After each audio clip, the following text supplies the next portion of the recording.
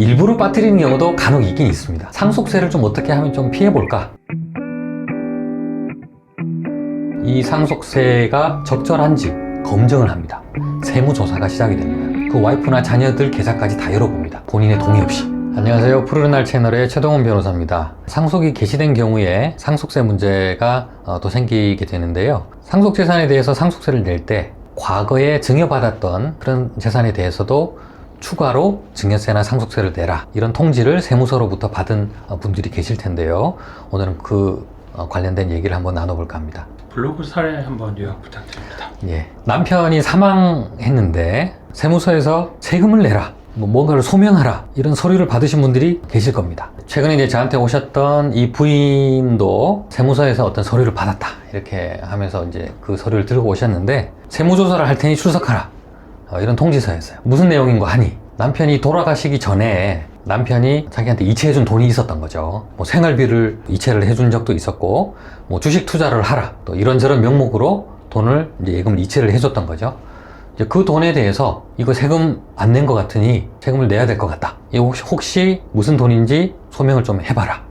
이제 이런 이제 연락이 온 거죠. 쉽게 말해서 세무조사가 시작이 된 거예요. 상속이 개시가 되면 상속인이 남긴 재산에 대해서 상속세가 얼마인지 이제 보통 이제 상속인들이 뭐 세무사를 통해서 상속세 신고를 하고, 이제 세무서에서 그 신고서를 검토해서 상속세 최종 이제 확정을 해서 부과를 하게 되는데요. 근데 거기서 끝나는 것이 아니고, 세무서에서는 비교적 장기간, 뭐 한 1년씩 이렇게 기간을 두고 이 상속세가 적절한지 검증을 합니다. 혹시라도 뭔가 빠뜨린 게 없든지 내부적으로 이제 자체 조사를 하게 되는데요. 대부분은 그냥 이제 이상 없이 넘어갑니다. 세무사에서 이제 보통 문제될 만한 것들은 미리 다 조사해서 세금 빠진 거 있으면 추가 납부하고 이렇게 되는데, 간혹 놓치는 경우도 있거든요. 주로 많이 문제되는 것이 남편이 돌아가시기 전에 계좌로 이체받았던 돈들, 그 돈이 증여받은 거 아니냐, 증여받았다면 증여세를 냈어야 되는데 왜 안 냈냐, 지금 내라, 이제 그거거든요. 이분이 이제 세무서한테 요청받은 것도 이제 이거예요. 그래서 이제 세무조사를 가기 전에 저를 찾아오신 거죠. 왜냐하면 이분이 돈을 좀 많이 받았어요. 이런저런 명목으로 많이 받은 거죠. 뭐 생활비로 받은 것도 있고, 주식 투자하라고 해보라고 해서 받은 것도 있고, 받아서 뭐 딴 데 전달한 그런 돈들도 있고, 그럼 막 섞여 있는 거예요. 그런데 세무서에서는 그걸 일단 모르겠으니 이체된 내역 전부 쭉 나열해서 이거 전부 증여재산 아니냐, 소명해봐라, 이제 이렇게 온 거죠. 근데 이분이 이제 그거를 어떻게 해야 될지 모르겠다, 혹시 변호사의 도움을 받을 수 있느냐 라고 해서 저를 찾아오셨고, 그 세무조사 과정에 제가 이제 세무대리인으로 참여를 해서 이제 사건을 마무리했던 그런 사례입니다. 이렇게 상속이 개시된 이후에 세무서에서 어떤 예금이나 뭐 이런 것들에 대해서 증빙을 더 해보라고 요청하는 경우가 빈번히 있는 일인가요? 아까 말씀드렸듯이 이제 상속세 신고를 할 때 대부분 세무사들이 그 정도 기초조사는 합니다. 그래서 혹시 뭐 사전에 증여받고 빠진 게 있었다면 추가로 이제 상속세 신고할 때 같이 신고해서 세금을 이제 납부를 하게 되는데, 빠뜨리는 경우도 있어요. 실수로 빠뜨리는 경우도 있고, 일부러 빠뜨리는 경우도 간혹 있긴 있습니다. 주로 이제 생전에 증여하는 이유 중에 하나가 상속세를 좀 어떻게 하면 좀 피해볼까 하는 이유에서 증여를 하는 경우도 많이 있거든요. 현금으로 주는 경우도 있고, 등기를 넘겨주는 경우도 있고, 예금으로 뭐 이체를 해주는 경우도 있고, 그렇기 때문에 이제 뭐 정상적인 범위에서 뭐 증여를 하고 증여세를 납부했다면 문제는 없지만, 세무서 입장에서는 혹시라도 상속세를 탈세하기 위해서 뭔가 사전에 증여하고 혹시 빠뜨린 게 있지 않을까라고 의심을 가질 수밖에 없는 거죠. 그래서 일단 의심의 눈초리로 모든 걸 조사를 합니다. 이제 이 남편이 사망하면 그 사망하신 분의 계좌 내역 다 열어보거든요. 거기서 누군가 뭐 와이프라든가 자녀들한테 이체가 된 게 보인다, 그 와이프나 자녀들 계좌까지 다 열어봅니다. 본인의 동의 없이. 네. 네. 네. 그래서 이제 이 부인도 저한테 오셔서 남편이 저한테 이체를 했는데 제 계좌 내역도 혹시 가지고 있을까요? 혹시 없으면 제가 혹시 다르게 변명할 수도 있을 것 같은데 가지고 있을까요? 없을까요? 다 가지고 있는 거예요? 다 가지고 있습니다. 다 열어봐요. 다 열어봅니다. 그래서 뭐 그게 뭐 이게 정상적인 거다, 너무 과도한 거 아니냐, 뭐 그런 의문을 가질 수는 있는데, 뭐 저도 그렇게 생각은 하는데, 어쨌든 지금 현실은 세무서가 그걸 열어볼 수 있게끔 되어 있습니다. 보통은 부부가 이렇게 그 통장을 한 사람이 관리하는 경우도 있잖아요. 네. 그런 경우에는 한 사람 쪽에서 들어온 걸 다 한쪽으로 몰아서 생활비도 쓰고 뭐 주식 투자도 하고 등등 그런 업무를 할 텐데 그런 경우에는 어떻게 소명을 해야 되는 건가요? 그래서 이제 부부가 같이 두 사람이 같이 잘 살고 있을 때는 별 문제가 없어요. 네. 그런데 한쪽이 사망하면 상속 문제가 생기고 세무서에서 그걸 들여다보면 문제가 생기는 거예요. 그러면 넌 이거 소명해 이렇게 하면 자료는 아무것도 없을 수 있고 네.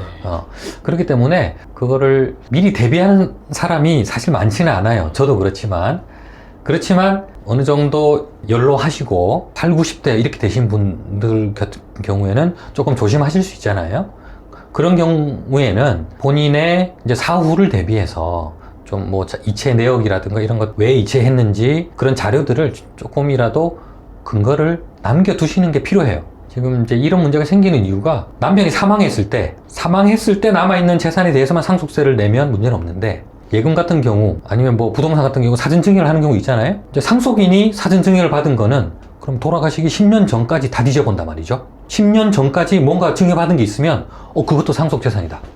이렇게 봐서 상속세를 부과를 합니다. 그리고 뭐 상속인이 아닌 사람한테 뭔가 증여를 했다.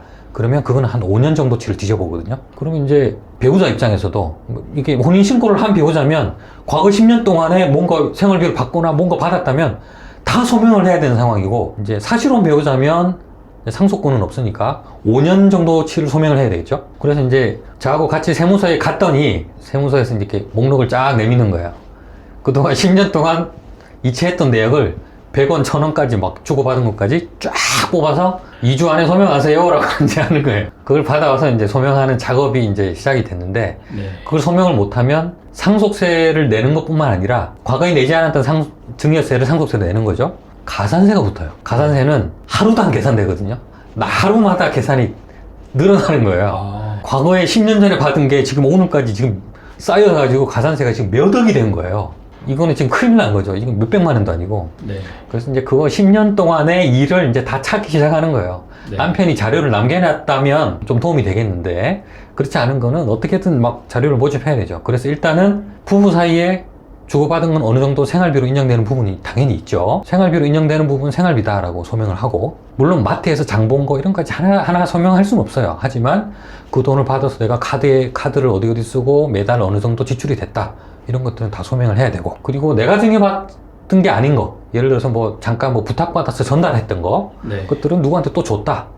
이런 것들 다 소명하고, 어쨌든 내가 증여받은 게 아니다. 뭐 내가 과거에 빌려준 거를 뭐 돌려받았다거나 이런 것들을 전부 다 찾아내서 소명을 다 해야 최대한 이제 세금을 줄일 수 있겠죠. 네. 그래서 이제 최근에도 뭐 4, 5억 정도 되는 그런 재산이 늘 소명하라고 이렇게 이제 왔는데 많이 줄이긴 했어요. 하지만 이제 생활비로 줄이고 뭘 빼고 해서 다 하고 나서 나머지 이제 주식 투자하라고 보낸 돈 뭐 한 1억, 뭐 2억 이런 거는 것들은 결국 소명할 수가 없어요. 받아서 주식을 가지고 있단 말이죠. 그거는 추가로 납부를 할 수밖에 없거든요.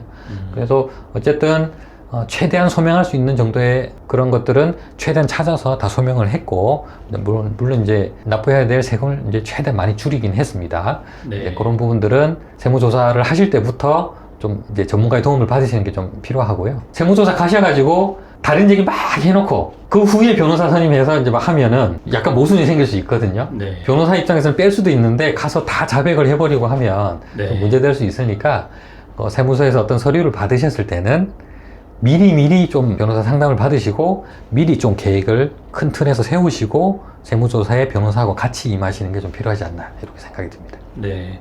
그럼 마지막으로 부부가 서로 돈을 주고받을 때 이 생활비와 증여의 그런 어떤 구분의 가이드라인이 있는지 좀 네. 소개를.